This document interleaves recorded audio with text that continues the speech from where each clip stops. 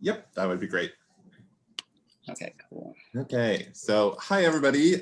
Thanks so much for coming to hear the Skills Lab on making a pitch deck. We are really excited to have everybody here as we are kind of going through all of this. This event is actually sponsored by the Career Center's Business Entrepreneurship and Consulting Career Community, as well as the Dree House Marketing Department and our Center for Sales Leadership. And I'm actually going to hand it over to Deirdre to be able to introduce our wonderful alumni today. Yes. Hello, everybody. Thank you all for coming.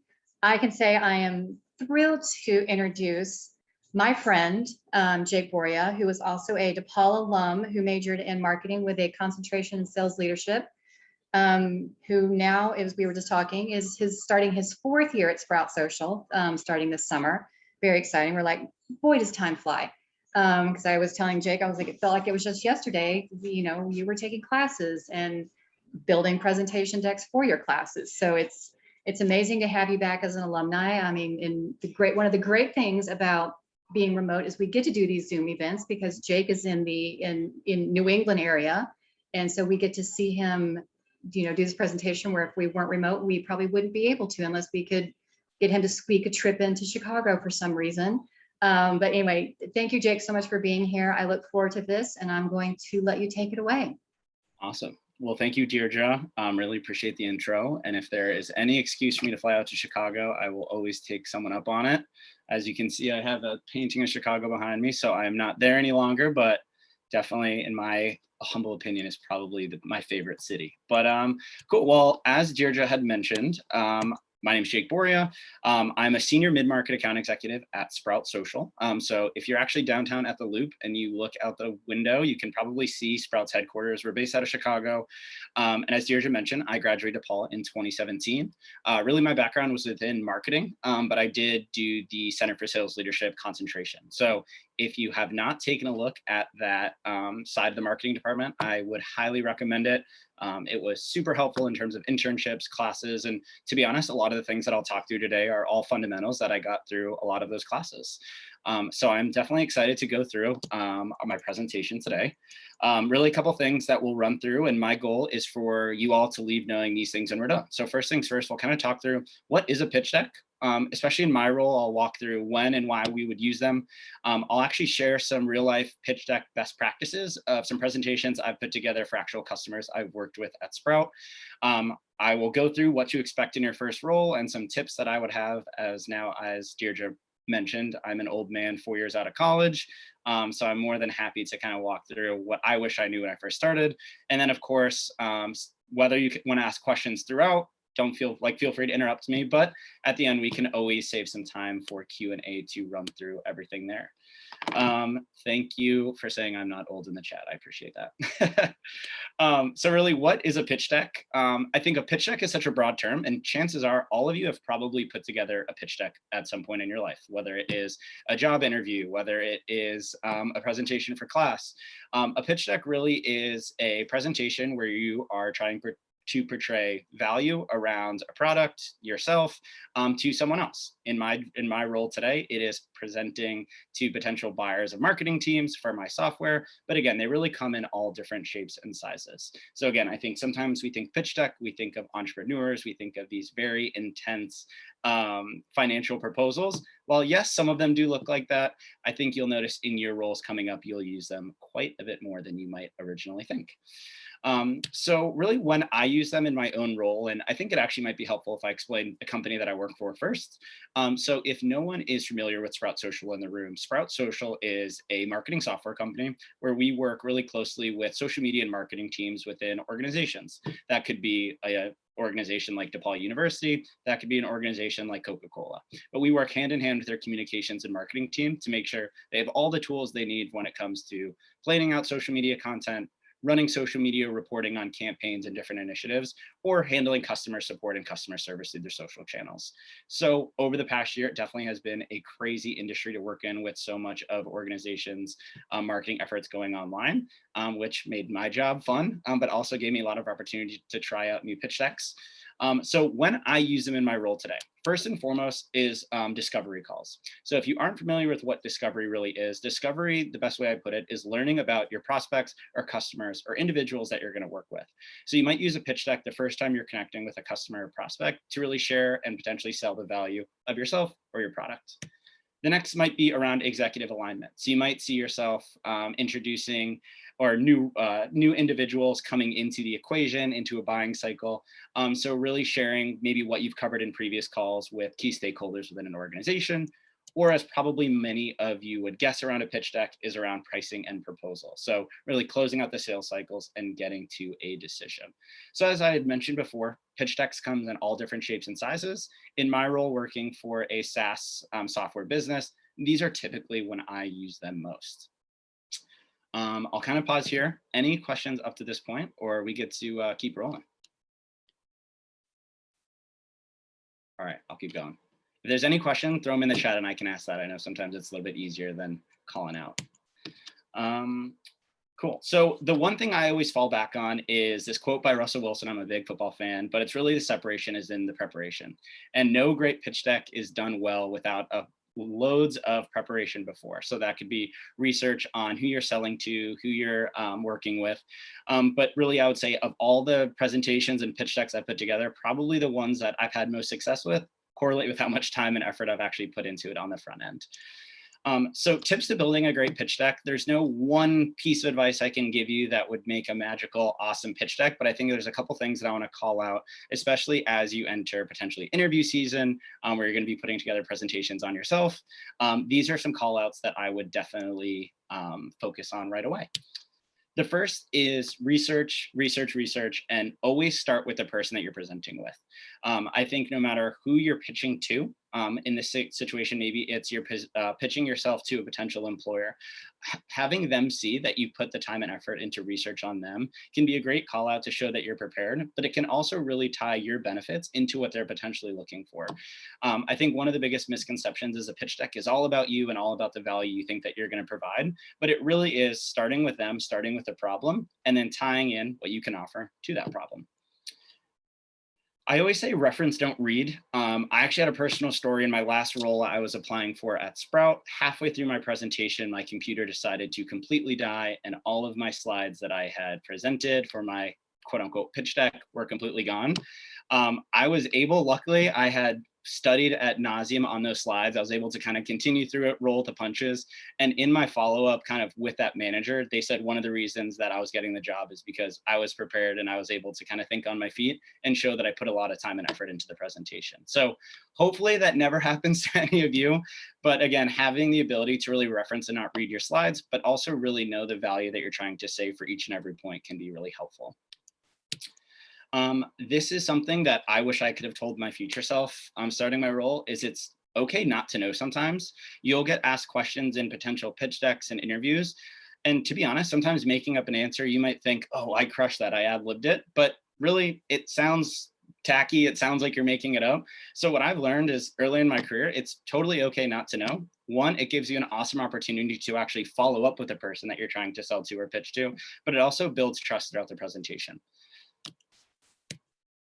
Next is stories and customers are by far your best sales tools in pitch decks. Anytime that you can reference, you've worked with similar organizations, you've had these conversations before, naturally it makes the buyer or person receiving the pitch deck a little bit more at ease. This is something that I always call out when I'm working with organizations at my role, where if I was working with DePaul University and I've had the chance to work with other, let's say universities within the Big East or other kind of higher ed institutions, those would be things I would call out right away. And it makes, again, me seem more credible as to why I'm working with DePaul, but it also gives me some great examples to share some knowledge and share some value that they might not have seen before. And then the last point I would really make is win as a team. Always, always, always leverage your team at your organization that you're going to be working with. Again, you might do something very well, but maybe Deirdre can do something better than me, or she's more knowledgeable in a certain area. So looping in additional people into a pitch deck can be a great way to show an organization that you're putting a lot of value and time into their deal. And as well, you can have some different perspectives on the call. I know that's something at Sprout Social, that's what we always do when we're working with larger organizations, is we'll loop in teams from our support team or our product team, or have some executive alignment come on the call. But really what that is doing is, one, we're providing as many resources as we can, but again, it's showing that we're putting the time and effort into our presentations to, again, the teams that we're working with. So these would definitely be the 5 takeaways I would recommend when you're thinking about a pitch deck. Again, if you have any questions in the chat, let me know. But what we can do now is actually run through a couple examples of some decks that I've put together for my role. So give me 1 second. Oh, give me 1 second while I get that situated.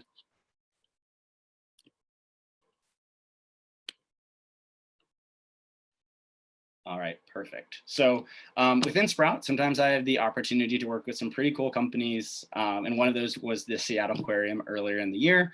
And this was an example of a pitch deck I put together for what would be considered one of those discovery calls that I'd mentioned. So outside of just the typical agenda, what I really wanted to do is really focus on what mattered to them in previous conversations that I've had.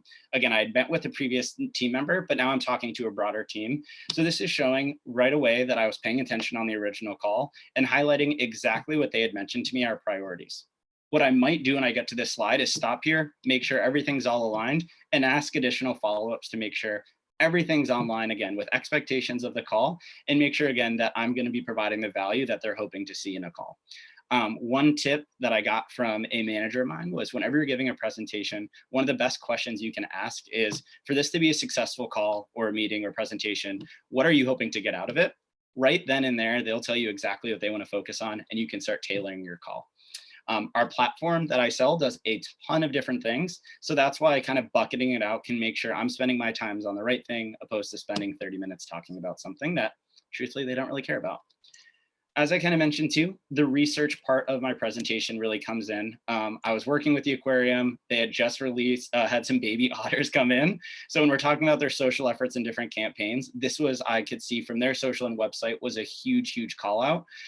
So even just showing that I took some screenshots from their Instagram pages and some of the content that was going out really showed them again that I'm putting the research in, I'm putting time and effort.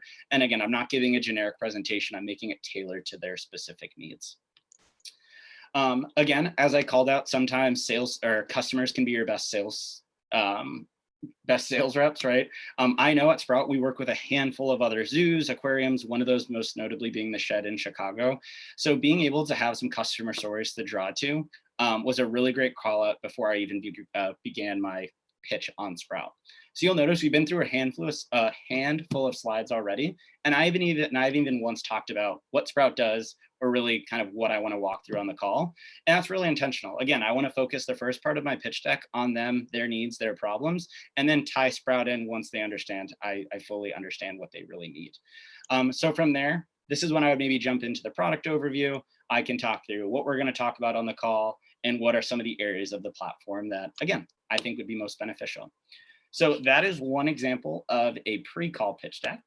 And then this would be a great example of a pitch deck that I would present when going through pricing. Oops. Give me 1 second. And if there are any questions up to this point, throw them in the chat, but I'm just going to pull up one more presentation for you.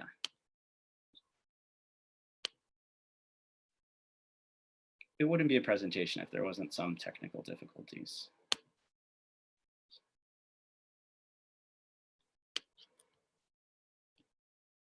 All right, let's try this.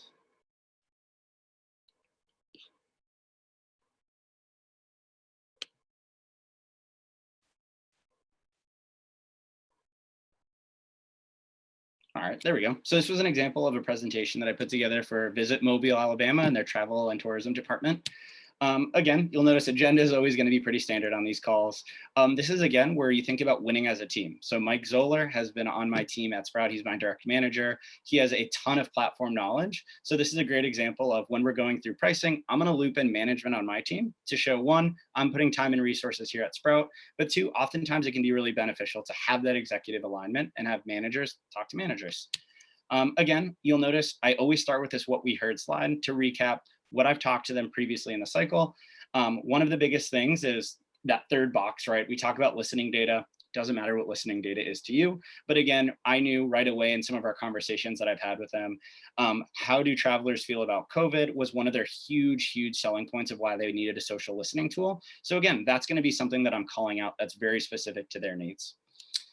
As we continue on, I knew that that customer support was going to be a really big factor in why they wanted to move forward with Sprout's platform. So I absolutely tailored all of my slides to those previous conversations to highlight things like we're fastest time to value, we have highest average customer satisfaction. Again, if they told me that they didn't want to talk to us once they purchased it and they wanted to run on, I probably wouldn't include these slides, but it's that initial discovery and research in a lot of my previous calls that allows me to really make these more tailored for what they need. So again, kind of some additional examples. I'll put more slides regarding our subscriptions. I'll put maybe some comparisons against competitors, which in areas that they've called out. In this example, security was a really big call out of working with a specific social platform. They had had issues with data security before. So again, I'm going to put in a call out of how we stack up for security measures compared to competitors in our industry. So again, every great pitch deck starts with a really good research, because if I didn't know these things at the beginning, it's hard to make that tailored deck moving forward. So those are 2 decks that I had worked through.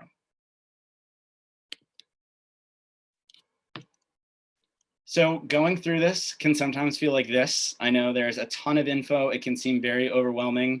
As Deirdre mentioned, I've been at Sprout for 4 years. If you asked me at my first week of Sprout, if I could run through something like this, I would tell you absolutely no way.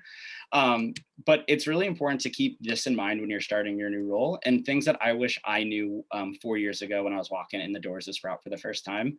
The first and foremost is finding a mentor. This, I think, sometimes goes overlooked sometimes when you get started, but finding a mentor for me was the biggest thing that helped me grow in my career, get introduced to new managers. Again, it doesn't need to be a mentor of a manager. It could be a mentor of a role that you work with.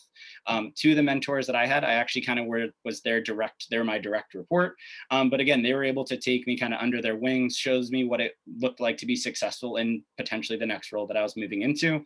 I actually still talk to those 2 guys today. They're big White Sox fans. I'm a Yankees fan, so they played last weekend. So we were kind of texting back and forth. But again, you might even find that some of those mentors turn more into friendships down the road. The next, and this is a really big one that I think actually the Center for Sales Leadership does a really good job of kind of instilling the principles, is building your own personal brand. I think whenever you start at a new company, one of the best questions you can ask yourself is, when someone thinks of, in my case, me, right? What are the things that they associate me with, and what comes to mind when they think of me? That's something that every single time I started a new role, I was on a new project, I worked with a new team, that was kind of forefront for me. So that helped me feel more comfortable introducing myself to individuals that maybe I didn't know, for me, allowed me to get a little bit more exposure throughout the organization. But that's something that kind of drove a lot of the decisions that I made earlier on. I think at Sprout, especially if you walk in our office, you'll see this plastered on the wall, this term always be growing, but it's kind of a term of always be educating yourself on different things, right? You never can know too many things. So always continue the personal development and professional development in your role. And again, ties back to that point of it's okay not to know, but it's not okay not to know and not to kind of educate yourself on those things. And then lastly, find a routine that works for you. Again, starting a new role can be extremely overwhelming. It can be very stressful. I think finding a routine that works for you is one of the most important things you can do. Again, maybe you get more work done in the morning versus the afternoon. Maybe you like your meetings to be a certain way, but finding the routine that works for you is going to be really beneficial to make sure, 1, you feel comfortable in the role, and 2, allows you to perform at your best. So I don't see any other questions in the chat. So really, to recap, whenever you're putting together a presentation or a pitch deck, I think it's important to always start with the customer, whether that is from research, whether that's from discovery, whether it's from their specific problems and initiatives. Starting with that will absolutely give you the ability to tailor the rest of your presentations moving forward off of what's important to them. Because again, if you're showing them things that aren't important to them, you'll probably lose them pretty early on. Again, it's okay not to know. Ask individuals, lean on your team, and again, always have that always be growing mindset. And lastly, try new things and learn. You are going to mess up. I still do to this day. But it's trying those new things and learning will, again, give you insight into how to improve the way you give presentations, pitch decks, or really any part of your role. So it has been awesome talking to you. Hopefully you had some key takeaways of pitch decks, ones that I've used. I'm a big Parks and Rec fan, so hopefully you can leave any pitch deck moving up like this. But I will go ahead and kind of switch over to any Q&A, and we can go from there.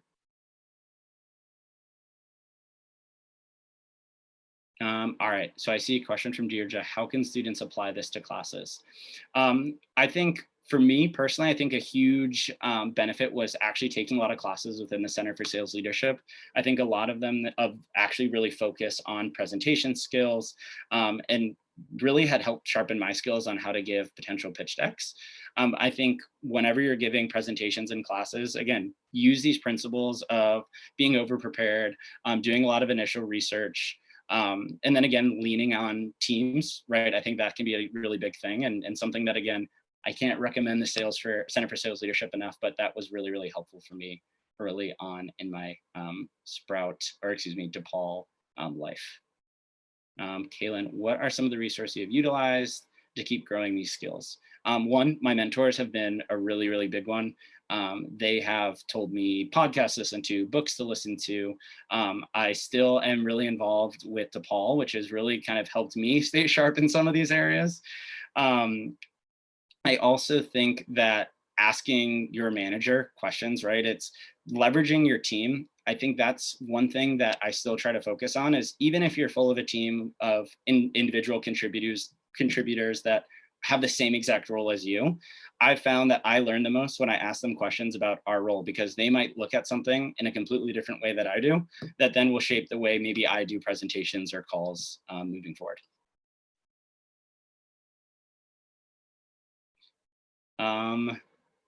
Your slides look really formal and organized. Use Google Slides to create your slides. It's funny, we were actually laughing about this before some of you got on here. These are all slides that my company has like pre-built for us. Most organizations you join will have slides like this. So lean on the marketing team pretty heavily. I know they use Google Slides, but again, a lot of it's kind of plug and play for the team that I'm on today.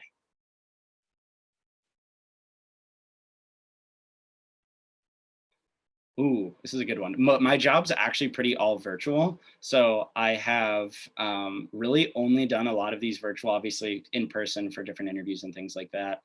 I think always have your camera on. Some people have their camera off. I think having it on adds a really personal touch.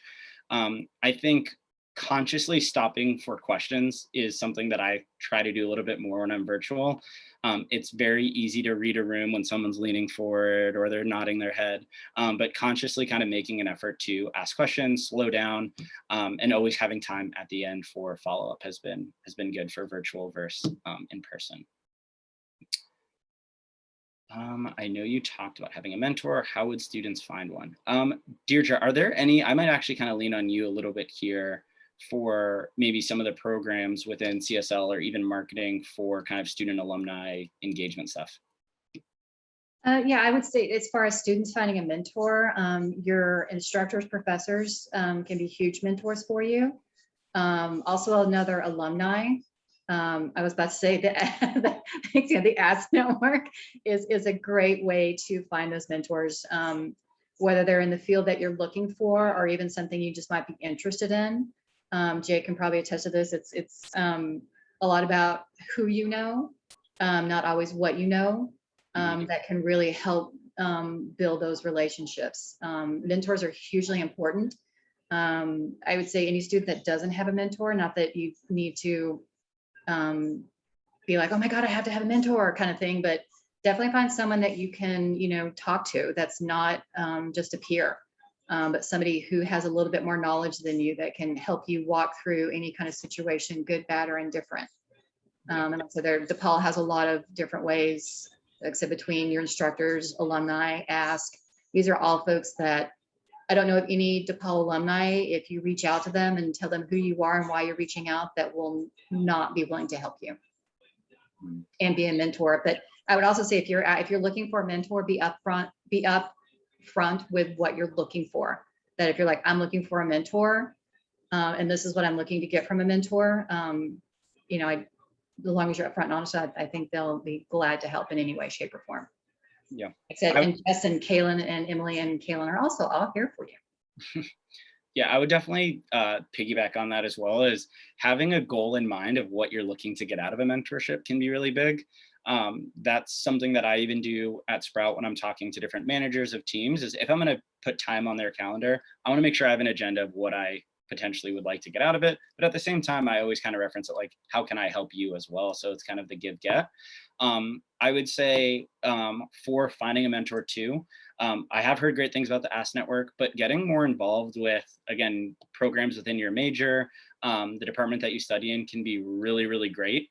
I was fortunate enough to get involved in the Center for Sales Leadership pretty early, and I got to know a lot of kind of upperclassmen at that time that I was able to learn from different programs, but also working with different professors was always a good go-to for me. I'd also say attend events. Like everybody who's here today is taking that one step that they need to make their college career even better. So, we always say just, give an hour or two of your week can make a huge difference in just meeting new people, and you never know where that mentor or friend is going to come from. Mm-hmm. Yeah, half the battle is usually just showing up. Like I said, and we're back in person, you get food. So there's that too. And I'm happy to help. Like giving back to DePaul. So if anyone is a graduating senior soon, or just starting to look at jobs in general, I know Sprout is hiring like crazy. Good news is we're right in Chicago. So if you're looking to stay local, that's always a great spot to look. But again, I can make sure, I didn't do it on this slide, but I'll make sure to send Kaylin and the others some resources on job boards and kind of what those roles might look like. I will be sending out an email after this, so I can definitely include that in there to everybody on the call. Cool. Any other questions on what it's like to move into your first role? Anything around presentations? Anything? I'm definitely happy to help. You mentioned research. What's the best way to do research? Whether you're in your career or at school when you're putting together, because we probably have folks from all over the business schools, so it can be a little different for each major. Yeah. So what's a good way to start at least? Yeah, and is this in reference to like finding an internship or a job, you think, Deirdre? That, or even just like if you're putting together a presentation for class. Yeah. You said, research is the first step. So I'd say in finding an internship job, and then two, to help them in their college classes, how do you start that research for a project? Yeah, absolutely. So I think for jobs and for internships, the biggest thing that I always did was look at company websites and look at things like their mission statements and values. Because the biggest thing you can do is tie in your experience into what they're putting on their website, as this is most important to us. And when we make decisions as a company, this is why we do it. So I always started there, and then I always started with the actual role that I was applying to. And my goal within every interview I took, or every pitch deck on myself that I gave, was I want to make sure that I touch every single point that they're looking to hire someone on. So two really easy call outs that you can always do working with different organizations for jobs and internships. For classes, I think it's really going to depend on the assignment. Again, I had a lot of classes that were very case study specific and kind of examples. I was similar to my role. So I was researching companies' news statements. I was looking at company news, their blogs. I was looking at potential people that worked at the company to call out a couple things on. So I think it really will depend, but I always say if a company is willing to put something on their website, it usually is going to be pretty valuable and important to them.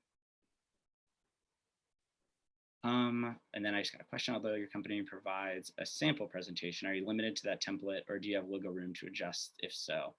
No, we definitely have wiggle room to adjust. Again, a lot of the templates are just kind of, this is how they want their slides to look. But again, it's things like screenshots and things that I'll pull from, in my case, again, I'm working with social media and marketing teams. So it will be call outs from social things that I see online. But yeah, there's definitely some wiggle room there. I guess, again, structuring my pitch deck, it's always around them first, their problems first, and then it's pretty standard of what I want to kind of talk through, at least from my side. So first part's usually always custom. Back half is usually pretty standard of the points that I want to make.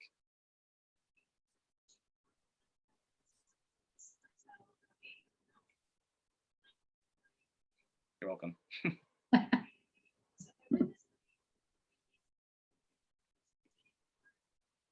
Now, have you ever used something you've done in school specifically, especially like when you were doing initial interviews close to graduation, any classwork that you used in your interviews? And if so, what did you use? Yeah, I actually used in one of my interviews at Sprout, actually, I used some presentations and case study like projects that I did at DePaul. And again, don't be overwhelmed with not having a ton of experience coming out of college. They're not expecting you to. I think the things that at least I noticed at Sprout was the things that they cared about was willingness to learn and willingness to push yourself. So again, your experience at DePaul might not match exactly with what the job criteria looks like, but if you can tie into what they're looking for, and in your previous experience, that's always a really, really big thing that I kind of carried with me in my initial interviews. But yeah, I use presentations, case studies, even if I did like specific reports, maybe I'm not going to put that report on my presentation, but it's like a story that I can tell. So when I talked about having like your customers be the best sales tool, I also think having stories, like it was funny, we actually at Sprout today, we had it's called like Grow at Sprout, where they have different speakers come in. And one of the guys that we had today actually was an animator for Pixar. And again, he kind of talked through, it was probably the coolest presentation I think I've ever seen. But his whole thing was just how important stories are and like the science behind stories. So again, you might think this one random marketing class that you took was just to get some credits. But if you have a case study or a project that you did, being able to kind of harp on that and tell that story is going to be really, really helpful in interviews, especially if maybe you don't have a ton of internship experience or job experience, which again, no one out of college typically does.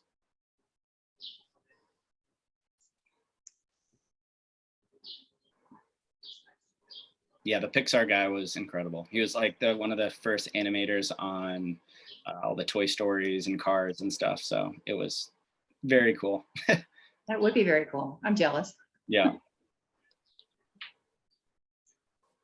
Probably much better than my presentation, but Well, he's an animator, you know. Yeah, that's true. Anything else? Yeah, maybe. I don't know. It was funny. He was talking about, he first started with the production company that did The Simpsons. So he was like one of the first. And then I guess Pixar was just getting started and he got hired on as one of their first animators. So probably I'll have to check it out. That'd be pretty crazy.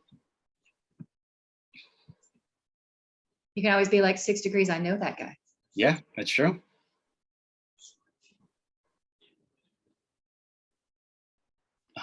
Anything else? Anything about things I didn't expect about starting out? Any funny fail stories that I could probably share with presentations going bad? You have a funny fail story, because I think you learn just as much from failing as you do from succeeding. Yeah, one of the presentations I did, I put together this huge pricing presentation and I was using a template and I completely forgot to change out all the company logos on the presentation. So that was a very quick learning experiment of double checking all of your slides before start presenting, because I'm pretty sure that person did not buy. But again, that stuff's going to happen. Probably will happen again, but I can, one, laugh about it now, and two, I won't make that mistake again. So that's for sure.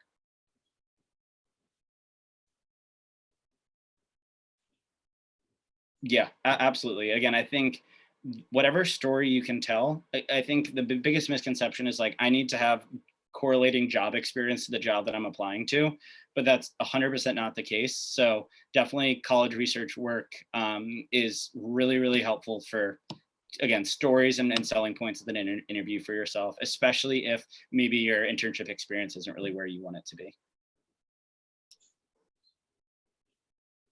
Yeah, but I definitely would recommend, like, when I keep kind of harping on, look at what the job entails, look at company values, because again, it doesn't matter what your experiences is, but if you can tie it into those points, it at least, one, shows that you did your research, and two, with DePaul and a lot of the project focus classes that we take within the business school, again, you'll have some examples that will probably correlate.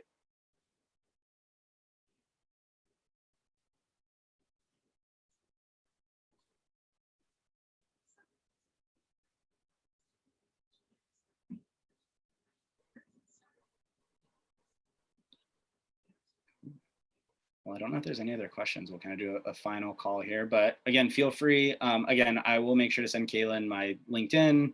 I can send my email as well. So if there are any questions, if you're curious about Sprout, I love working here. It's really awesome. And again, we're hiring like crazy. So let me know. But again, I'm happy to help really in any way possible. Thank you very much. Yeah.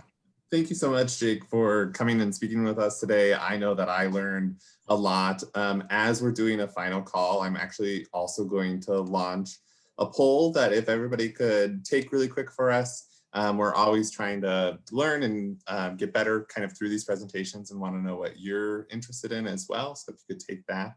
But we really appreciate you coming here and being a resource for all of our students, as well as being able to be a great example of say, look, it is true. You can do it. If I can do it, anyone can do it. Sure. And for any of those students that are out there, as you're kind of going through this, we're more than happy at the Career Center and this marketing department and sales leadership center. We're happy to be a resource for you as well. Please don't hesitate to utilize us for resources, and we're happy to connect you with alumni similar to Jake. But really appreciate you being here, Jake, and taking the time out of your busy day to do so. Yeah, of course. Thanks for having me. Again, I'll be a resource to everyone here, and I'll make sure to send over all of the job board stuff as well as a link to my LinkedIn for you, Kaylin. Wonderful. Thanks. Awesome. Yep. As I say, tell Riley hello. Will do. All right. Bye, everyone.